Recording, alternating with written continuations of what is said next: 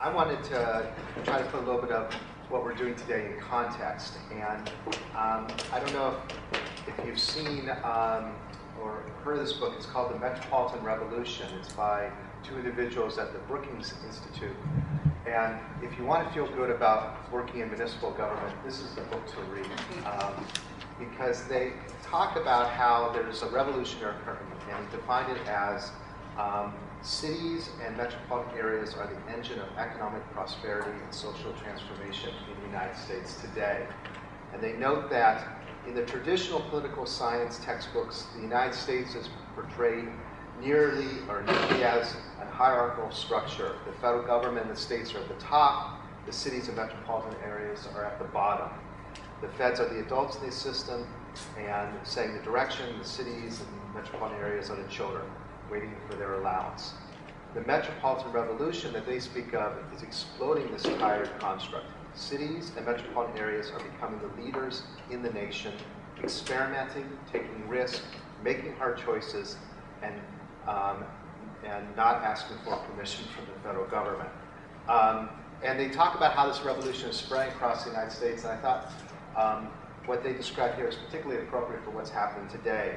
They say that innovations in one metropolitan area, transit extension here, a manufacturing or export initiative, an innovation district somewhere else, do not stay bounded by geography for long. Cities and metropolitan leaders in the United States are an impatient, insatiable lot, ever hungry for new perspectives and approaches, particularly during periods like the present one of market disruption, political volatility, and fiscal strain.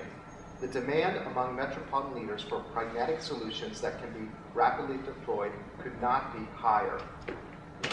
And that network that they speak of that's occurring amongst metropolitan leaders is happening here today. And we are so delighted that you're here. For those of you that don't know, San Leandro has innovation in its DNA. Soon after the city was founded, a family-owned business based on Davis Street, which is just right down the road here, helped revolutionize agriculture and earth moving in America. Daniel Best created the steam, diesel, and gas-powered tractors that replaced horsepower and transformed many industries. Today, a pioneer of the digital age, Dr. Patrick Kennedy, who I understand will be coming later today to speak to you, has his company located on Davis Street at the same location that the Best family tractor factory was located over a century ago. His company is called OSI Soft, and he's helping transform San Leandro into a center of innovation, technology, and advanced manufacturing. With Dr. Patrick Kennedy, the city has partnered to create a private-public partnership known as Lit San Leandro. That's installing our fiber optic loop around our city. We've put in about 11 miles, and we're expanding it to another 7 miles. So hopefully by the end of the year, it'll be about an 18-mile loop. And we understand and believe that fiber optics networks are the essential infrastructure for this century. And we're providing San Leandro businesses a competitive advantage for them to grow and become industry leaders. For example, one business in San Leandro that regularly must download huge amounts of data as part of its operations recently connected to Lit San Leandro. What took 30 minutes to download now takes that business less than 15 seconds. Investment and development will follow infrastructure. In the 18th century, it was seaports. In the 19th century, it was railroads. In the 20th century, it was highways and airports. Today, it's ultra-speed broadband connectivity. With this broadband connectivity, new businesses and jobs are being created here in San Leandro, and we're seeing greater investment and interest in our commercial and industrial areas. In February of this year, then Federal Communications Chairman Julius Genachowski visited San Leandro to acknowledge the unique public-private partnership that we've created here. Chairman Genachowski declared San Leandro a model for the country, and noted that Lit San Leandro's mission is to attract new businesses and investment to the area, helping our city become a center of innovation in the Bay Area. At the same time, we realize that transforming San Leandro is not going to be done solely by technology alone. We need humans to drive this engine of change. And we've had tremendous leadership from our city manager, who's brought on Debbie Acosta, who's the East Bay's first Chief Innovation Officer. And she's reaching out to businesses far and wide, and also within the Bay Area, to look at San Leandro, to consider coming to San Leandro. And some of the opportunities that are occurring right now are, we have a brand new state-of-the-art Kaiser Hospital being built. It's over $1 billion investment. It will be opened up next year. We're looking forward to having that connected to our fiber optic loop. We also have historic retail centers that were built after World War II. We're looking at repositioning them and bringing in not only, of course, there's the shopping and there's the restaurants, but we also want to bring in high-quality, white-collar jobs to these areas and making it true mixed development.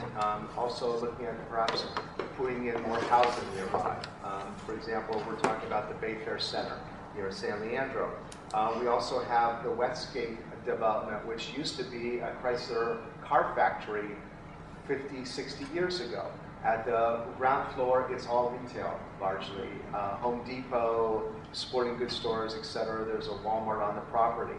The upper level is 300,000 square feet, which is largely unoccupied. But we're in the process of transforming that and working to make that into a center for tech companies and companies that maybe are based in San Francisco or elsewhere where the rents are just sky high and they're looking for greater space to expand, or innovators that may have a great idea and they're at some university nearby, but they need to expand and have a manufacturing space. Well, this facility offers that, and it's connected, of course, to our fiber optic loop. We want all the cities in the Bay Area that are interested in becoming gigabit cities to partner with San Leandro. And earlier this year in the summer, or June, I was at the U.S. Mayor's Conference in Las Vegas and put forth a resolution that the conference adopted in support of the FCC's Gigabit Challenge. And what this is an initiative that calls for at least 1 gigabit community in all 50 states by 2015. We don't need 1 gigabit city in California. We already have several. What I would like to see is 50 gigabit cities in Northern California by 2015.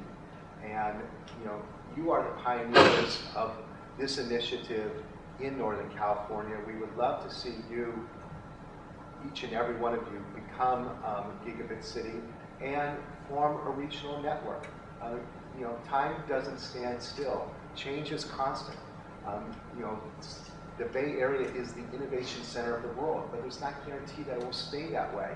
And I firmly believe that we need to expand that innovation center beyond the heart in Silicon Valley and maybe San Francisco to the entire peninsula, to the East Bay, and to the entire region, so that we match the competitive threats that are rising up in other areas of the world.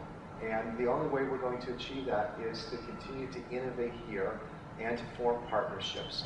And specifically for us to all become gigabit, ultra high-speed broadband cities. So thank you very much for coming here today. I hope you have a wonderful program.